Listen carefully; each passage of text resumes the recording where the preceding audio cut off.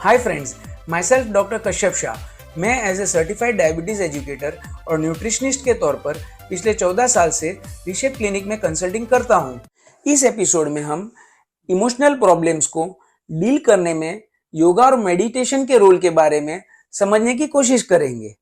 Friends, अगर आपको stress रहता है, फिर वो चाहे फिजिकल हो या मेंटल स्ट्रेस, उससे आपके ब्लड ग्लूकोज लेवल्स में उतार चढ़ाव आ सकते हैं।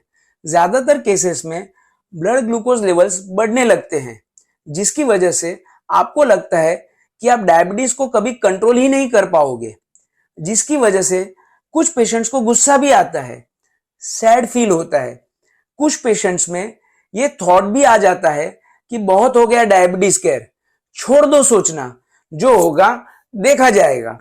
और पेशेंट के इस बिहेवियर की वजह से ब्लड ग्लूकोज लेवल्स और भी हाई हो जाते हैं। ये स्ट्रेस रिलेटेड निगेटिव साइकिल है, जिसमें आपको नहीं फंसना है। इसके अलावा आपको डायबिटीज के डायग्नोसिस की वजह से या डायबिटीज के ट्रीटमेंट के लिए करने पड़ने वाले लाइफस्टाइल चेंजेस की वजह से इमोशनल स्ट्रेस आ सकता है।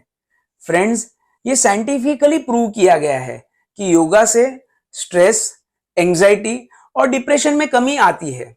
डायबिटीज के पेशेंट्स जिनको इमोशनल स्ट्रेस रहता है, वो योगा और मेडिटेशन के सहारे ले सकते हैं। आपको डेली कुछ मिनट्स के लिए मेडिटेट करना चाहिए। आपको डेली ब्रीदिंग एक्सरसाइजेस करनी चाहिए। डेली प्राणायाम करने से आपके माइंड को शांति मिलती है और आपका स्ट्रेस कम होता है। जब स्ट्रेस कम होता है, बॉडी में ग्लूकागोन हार्मोन में भी कमी आती है, जिससे ब्लड ग्लूकोज को कंट्रोल करने में मदद मिलती है। जब आप कोई भी आसन या मेडिटेशन करते हो, तब आपको उसे सही तरीके से करना होता है। उसके लिए आप ऑथेंटिक ऑनलाइन वीडियोस की हेल्प ले सकते हो। आप पिक्चर्स देख के भी ये आसन कर सकते हो। वज्रासन यानी kneeling pose, shoulder stand, plough pose, bow posture, two leg forward bend, lying down body twist, sitting half spinal twist, यह सभी आसन आपको स्ट्रेस मुक्त रहने में मदद करेंगे। आप बताए गए आसन को यूट्यूब पे सर्च कर सकते हो। ये आसन रेगुलरली और सही तरीके से करने से आपको ब्लड ग्लूकोज लेवल्स इंप्रूव करने में मदद मिलेगी। योगा और मेडिटेशन के अलावा आप अपनी फिजिकल एक्टिविटी भी बढ़ा सकते हो या फिर एक्सरसाइज रूटीन को अपना सकते हो। एक्सरसाइज करने से बॉडी में एंडोर्फिन केमिकल रिलीज होता है, जिससे आपको पॉजिटिव फीलिंग आती है। डेली एक्सरसाइज करने से और रूटीन फिजिकल एक्टिविटी बढ़ाने से आपको इमोशनल प्रॉब्लम्स को फाइट करने में मदद मिलेगी। एक्सरसाइज के लिए आप किसी जिम को ज्वाइन कर सकते हो, कोई स्पोर्ट्स में पार्ट ले सकते हो, स्विमिंग कर सकते हो, हॉबीज जैसे डांसिंग को एक्सप्लोर कर सकते हो। आप डेली ऑफिस या घर पे एक्स्ट्रा स्टेप्स चल के भी अपनी फिजिकल एक्टिविटी को बढ़ा सकते हो।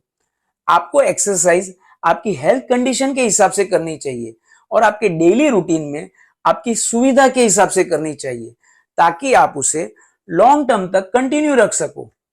फ्रेंड्स, एक बात समझ लेना, एक्सरसाइज से आपको वेट कम करने में मदद मिलेगी और आपकी इंसुलिन सेंसिटिविटी भी इंप्रूव होगी।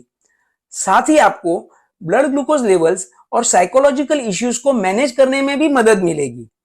फ्रेंड्स, मुझे खुशी होगी अगर आप एक्सरसाइज, योगा और मेडिटेशन को अपने डेली रूटीन का हिस्सा बना लेते हो और अपने आप को स्ट्रेस और तनाव मुक्त रखने के लिए एक कदम आगे बढ़ाते हो।